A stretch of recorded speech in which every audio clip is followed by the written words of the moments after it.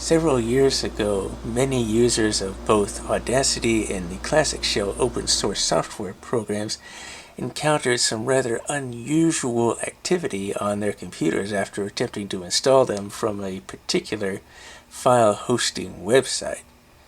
Let's take a look and see what it is these users encountered.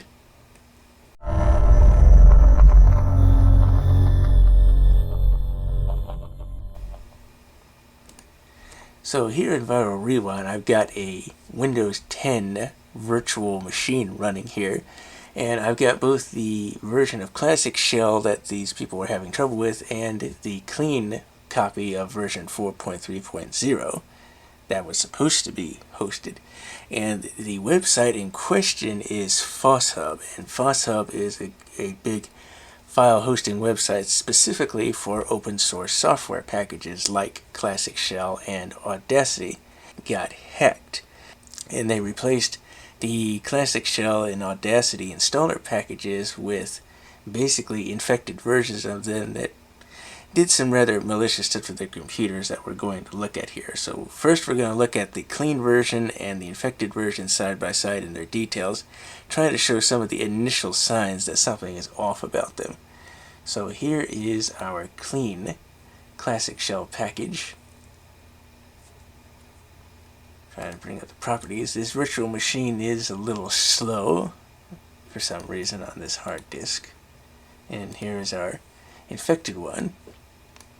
And right away we can tell that the good version of Classic Shell is a little bit larger in size than the version that's infected. 6.81 megabytes on the infected side versus 6.88 megabytes on the genuine version. Also, one of the big things we can tell is the digital signatures, but we'll look at that in a moment. If we click on something like details, the details are the same. They have the same version numbers, copyright information, application, description, adds Classic Shell features to Windows 7 because that was the detail they had for it. Now, of course, we had Windows 10 at the time of this because this happened back in August 2nd of 2016.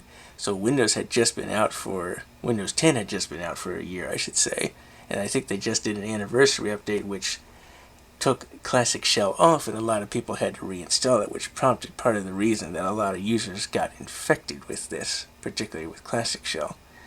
So as I said, this one here, the genuine version, has a digital signature complete from the creator of Classic Shell, and we can see it right there. We click on its details, we get their name, we can see the counter signature that goes along with it. So there's our issuer, the serial number, RSA encryption algorithms, and the data in the digest. And we can of course go down here to the counter signatures. These are the people that issued the digital signature on behalf of the creator, and of course it's got their information there. Start count, timestamping, signer support at start.ssl.com.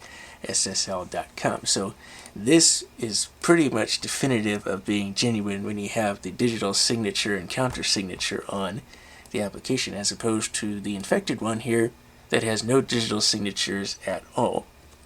And this is going to matter when we look at the user account control dialog boxes. So on the system here, we have a pretty basic start menu, but if anyone knows, when they open up Classic Shell, it brings up an installer that looks pretty much like this. So we get the Windows installer. Again, there's no user account control activity yet. That comes later when Classic Shell actually makes changes to the system. So we'll click Next. Yeah, we'll agree to our service license agreement. Click Next, and then Install. And of course, you notice it's got the UAC icon. And we look on the details, it tells us, okay, it's a verified publisher, where the origin of it is, and program location, another inch do a data on it. So this pretty much confirms that it's a genuine program based on this UAC dialog. So we can go ahead and click Yes. It will install Classic Shell, and this is what, of course, people expected back then at the time Classic Shell was supposed to do, but we'll see what the infected version does when we get to it.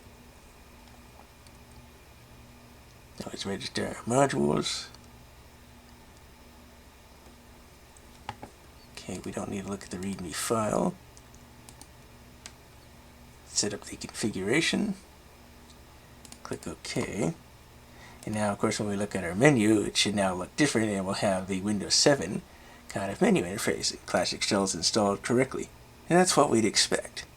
However, a lot of people downloaded this one, and of course the first big giveaway is the UAC icon is already overlaid on top of it, which means it's asking for privileged access the moment you try to start the program. So go ahead and double click it. And now it brings up a UAC dialog, but you see it's giving us a cautious type of dialog because it's yellow. And it's not giving us any information about the publisher or any details. In fact, it says unknown. So that's, of course, making it kind of pretty suspicious. We'll go ahead and click yes.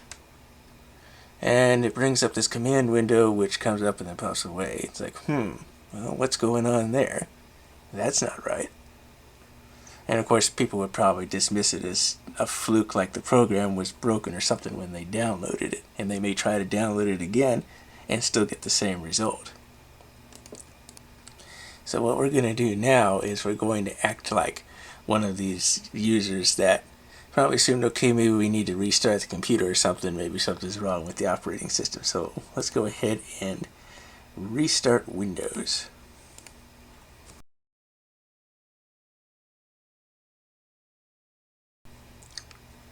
So VirtualBox is restarting, and oh, we get this message. It says, as you reboot, you find that something has overwritten your MBR. It is a sad thing your adventures have ended here. Direct all hate to Peggle Crew, and again, Cult of Razor is their handle on Twitter, along with all these various screeds of probably other virus or malware writer aliases at the time. And so this is pretty reminiscent of older DOS viruses that did similar things like this, with displaying messages to the user upon system startup or even when running certain applications or whatnot. So there is a little bit of a nostalgic factor here with this message, but again, it stops here and you're not able to boot up Windows. And again, there were various methods for fixing this. We'll look at one of them here. Some people even wiped their entire hard drive, which is a little bit on the extreme side. But if there was something like this, because this is a simple overwriting of the master boot record causing this, so what we're going to do, because it's already got the Windows 10 CD inserted in the virtual machine, we're going to reset again, trying to get it to go into the CD. There we go. So we're going to tell it to boot from the Windows 10 CD, and what we're going to do here is we're going to use the command prompt to run the boot recovery with the fix MBR switch enabled, so that will restore the master boot record, and then we'll use the Windows startup repair to fix any other kind of system files or issues that have been also damaged because of the infected Classic Shell. So go troubleshoot, advanced options, command prompt. And we'll use boot rec, just waits for boot recovery, fix MBR, and we should get the operation completed successfully. After you do the boot recovery thing, now you have to go into startup repair, and then let startup repair do its thing, and then Windows should be able to boot after that and not have that message pop up anymore. So we'll wait for startup repair to do its thing here, and it should automatically restart when it finishes.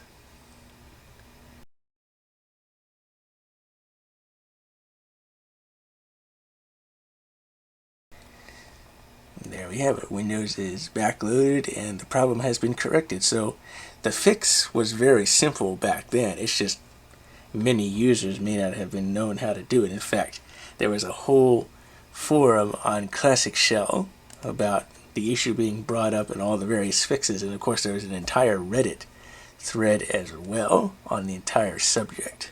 So once you get back, we just send the infected Classic Shell to the trash bin.